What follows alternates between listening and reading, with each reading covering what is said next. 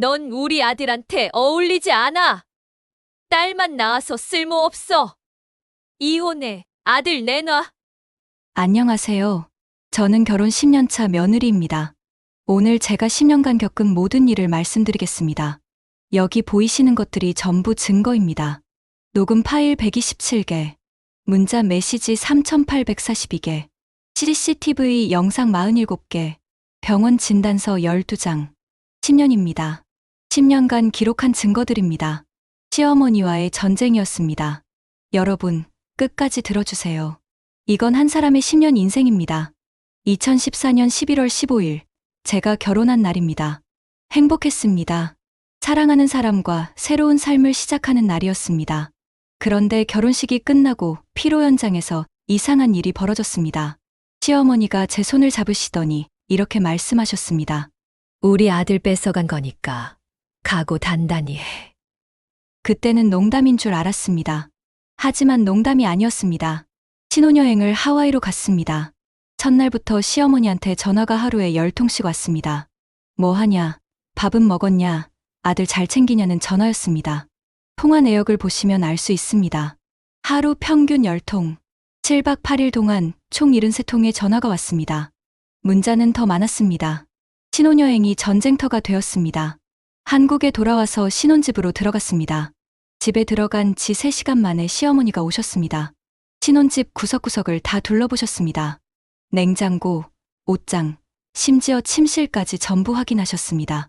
그날 시어머니가 가신 시간은 밤 11시였습니다. 결혼 첫 주, 시어머니는 매일 오셨습니다. 월요일, 화요일, 수요일, 목요일, 금요일, 토요일, 일요일. 하루도 빠짐없이 오셨습니다. 그때부터 알았습니다. 이건 오래 갈 거라고. 그리고 제 예감은 틀리지 않았습니다. 결혼 3개월 후 시어머니가 신혼집 열쇠를 요구하셨습니다. 비상용으로 하나 달라고 하셨습니다. 남편과 상의했지만 남편은 그냥 드리라고 했습니다. 결국 열쇠를 드렸습니다. 그게 악몽의 시작이었습니다. 어느 날 남편이 출근하고 저도 회사 가려고 준비 중이었습니다. 그런데 갑자기 현관문이 열렸습니다. 시어머니였습니다. 사전 연락도 없이 열쇠로 문을 열고 들어오신 겁니다. 시어머니는 제가 있는데도 청소를 시작하셨습니다. 여기저기 먼지를 지적하시며 며느리가 살림을 못한다고 하셨습니다. 저는 회사에 지각할까봐 급하게 출근했습니다. 퇴근 후 집에 왔는데 집이 완전히 달라져 있었습니다. 가구 위치가 바뀌고 냉장고가 정리되어 있었습니다. 심지어 제 속옷까지 전부 정리되어 있었습니다. 그 순간 소름이 돋았습니다. 그날 밤 결심했습니다. 이제부터 모든 것을 기록하기로 했습니다. 녹음기를 샀습니다. 그리고 집에 몰래 CCTV를 설치했습니다.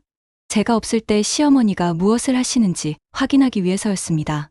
CCTV에 찍힌 내용을 공개합니다. 영상 1, 제 서랍을 뒤지고 계십니다. 영상 2, 제 일기장을 읽고 계십니다. 영상 3, 제 화장품을 써보고 계십니다. 영상 4, 남편 옷을 전부 확인하고 계십니다. 이건 명백한 프라이버시 침해였습니다. 남편에게 말했습니다. 어머니가 너무 자주 온다고 열쇠를 회수하고 싶다고 말했습니다. 하지만 남편은 그냥 참으라고만 했습니다. 남편은 제 편이 아니었습니다. 어느 날 시어머니와 단둘이 있을 때의 녹음입니다. 시어머니가 제 살림을 지적하시고 우리 아들한테 어울리지 않는다고 말씀하십니다. 문자는 더 심했습니다. 실제 문자 내용들입니다. 아들 밥 제대로 챙기냐? 며느리 자격 없다. 친정 엄마한테 배운 게 없다는 내용들입니다. 하루에 10개씩, 3년이면 10,000개가 넘습니다. 1년 차는 참았습니다. 2년 차는 견뎠습니다. 3년 차에는 1개에 도달했습니다. 그런데 더 큰 시련이 기다리고 있었습니다. 결혼 4년 만에 임신했습니다. 너무 기뻤습니다. 시어머니에게 전화로 알려드렸습니다. 시어머니의 첫 마디는 아들이냐 딸이냐였습니다. 정기검진 때마다 시어머니가 따라오셨습니다. 진료실까지 들어오셔서 의사에게 먼저 질문하셨습니다. 아들인지, 건강한지, 며느리가 관리를 잘하는지 물으셨습니다. 임신 5개월, 성별을 확인하는 날이었습니다. 의사가 딸이라고 말했습니다. 시어머니는 다시 확인해달라고 하셨고 확실하다는 말에 아무 말씀도 안 하셨습니다. 병원을 나와 차 안에서 시어머니는 한마디도 안 하셨습니다. 집 앞에서 내리시면서 딸이면 어떡하냐고 중얼거리셨습니다. 그날부터 시어머니의 문자가 바뀌었습니다. 아들을 낳아야 하는데 왜 딸이냐? 대가 끊기겠다. 아들 못 낳는 며느리라는 내용이었습니다. 스트레스로 임신성 고혈압이 왔습니다. 조기 진통으로 3번 입원했습니다. 진단서들을 보여드립니다. 2018년 8월 딸을 낳았습니다. 예쁘고 건강한 딸이었습니다. 시어머니와 시아버지의 대화가 녹음되어 있습니다. 딸이래. 쓸모없어. 라는 말이 들렸습니다. 제가 36시간 진통 끝에 낳은 아기를 쓸모없다고 하셨습니다. 산후조리원에 있을 때도 매일 오셨습니다. 아기를 안아보시면서 계속 딸이라서 아쉽다고, 아들이었으면 좋았을 거라고 말씀하셨습니다. 산후 우울증이 왔습니다. 불안장애 진단도 받았습니다. 약을 먹기 시작했습니다. 딸아이 100일 잔치 때 친척들 앞에서 시어머니는 첫째가 딸이라 아쉽다고 말씀하셨습니다. 둘째는 꼭 아들을 낳을 거라고 하셨습니다. 임신부터 출산까지 2년. 녹음 67개, 문자 2341개, 병원 진단서 8장. 이게 엄마가 되는 과정이었습니다. 그리고 진짜 전쟁은 지금부터였습니다. 딸이 6개월 됐을 때 어린이집을 알아보기 시작했습니다. 복직을 준비해야 했기 때문입니다. 시어머니는 본인이 봐주겠다며 어린이집을 반대하셨습니다. 남편과 상의 끝에 결국 어린이집에 보내기로 했습니다.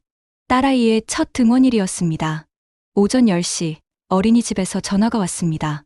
할머니가 오셔서 아이를 데려가신다고 했습니다. 급하게 회사에서 나와 어린이집으로 갔습니다. 시어머니가 딸을 안고 계셨습니다. 어린이집 보내기 싫어서 데려가려 하신 거였습니다. 원장 선생님이 말렸지만 소용없었습니다. 할머니인데 왜 허락을 받냐고 하셨습니다. 남편에게 말했지만 남편은 엄마가 그럴 리 없다고 했습니다. 2년 후 딸이 3살이 되었습니다. 어느 날 퇴근하고 집에 왔는데 딸의 머리가 짧게 잘려 있었습니다. 시어머니가 허락도 없이 잘라버리신 겁니다. 머리 길면 더워 보인다는 이유였습니다. 제가 없는 사이 시어머니가 하신 일들이 CCTV에 찍혀 있습니다. 딸에게 아빠 욕하는 모습, 며느리 욕하는 모습, 전부 아이 앞에서 하셨습니다. 유치원 선생님이 연락을 주셨습니다. 딸아이가 유치원에서 이상한 말을 한다고 했습니다. 엄마가 나쁜 사람이래요. 할머니가 그랬대요. 충격이었습니다. 6년 차부터 8년 차까지 3년간의 문자입니다. 하루도 빠짐없이 옵니다. 며느리 욕, 딸 키우기 힘들다는 말, 아들 낳으라는 압박. 끝이 없었습니다. 이 시기에 병원을 자주 갔습니다. 불면증, 우울증, 불안장애. 약을 계속 먹어야 했습니다. 남편에게 이혼을 요구했지만 거부당했습니다. 6년 차부터 8년 차까지 녹음 파일은 43개입니다. 전부 시어머니의 폭언과 간섭이 담겨 있습니다. 상황은 점점 더 악화되고 있었습니다. 9년 차, 둘째를 임신했습니다. 이번에도 시어머니는 아들이냐고 물으셨습니다. 성별 확인 결과, 이번에도 딸이었습니다. 시어머니의 반응입니다. 또 딸. 아들 하나 못 낳아. 우리 집안 복도 없네. 스트레스로 응급실에 실려갔습니다. 조기 진통이 왔고 위험한 상황이었습니다. 병원에서 시어머니와 큰 싸움이 있었습니다. 시어머니가 병실에서 저를 비난하는 내용입니다. 간호사가 말리는 소리도 들립니다. 경찰에 신고할까 고민했습니다. 하지만 남편이 막았습니다. 가족 문제를 경찰에 신고하면 안 된다고 했습니다. 2023년 둘째 딸을 낳았습니다. 시어머니는 병원에 오시지도 않았습니다. 산후조리원도 오시지 않았습니다. 딸이라서 관심이 없으셨습니다. 산후조리원에서 집으로 돌아온 후였습니다. 제가 마트 간 사이 CCTV에 찍힌 장면입니다. 시어머니가 첫째 딸에게 말하고 있습니다. 엄마가 동생만 좋아해. 할머니가 너 챙겨줄게. 아이를 이간질하고 계셨습니다. 더 이상 참을 수 없었습니다. 시어머니를 집으로 불렀습니다. 10년간 모은 증거를 전부 보여드렸습니다. 녹음 127개, 문자 3,842개, CCTV 영상 47개, 병원 진단서 12장, 전부 책상 위에 올려놓고 보여드렸습니다. 시어머니는 이게 뭐냐고 화를 내셨습니다. 며느리가 시어머니를 녹음하다니 불효라고 하셨습니다. 하지만 저는 더 이상 물러서지 않았습니다. 남편에게 이혼을 통보했습니다. 10년간 시어머니 편만 들었던 남편, 제 편은 한 번도 들어주지 않았던 남편에게 이혼하겠다고 말했습니다. 남편은 과장한다고, 엄마가 원래 그런 사람이라고 했습니다. 그냥 참으면 안 되냐고 물었습니다. 10년을 참았는데 더 참으라고 했습니다. 현재 이혼 소송 중입니다. 10년간 모은 증거들을 전부 제출했습니다. 변호사는 충분한 증거라고 말했습니다. 위자료 청구, 양육권 청구, 재산분할 청구, 모두 진행 중입니다. 두 딸아이는 제가 키우게 될 것입니다. 더 이상 시어머니의 간섭은 없을 것입니다. 10년간 모은 이 증거들이 저를 구했습니다. 만약 증거가 없었다면 아무도 믿어주지 않았을 겁니다. 이 영상을 보시는 분들께 말씀드립니다. 비슷한 상황에 계신 분들. 첫째, 기록하세요.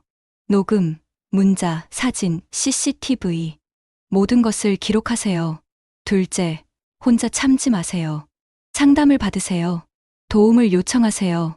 셋째, 당신은 잘못이 없습니다. 시어머니의 문제이지 당신의 문제가 아닙니다. 저는 10년을 참았습니다. 그 결과 우울증, 불안장애, 불면증, 건강을 잃었습니다. 하지만 이제는 자유입니다. 아이들과 평화로운 삶을 살 것입니다. 시어머니와의 관계, 무조건 참는 것이 답이 아닙니다. 경계를 설정하세요. 당신의 삶을 지키세요.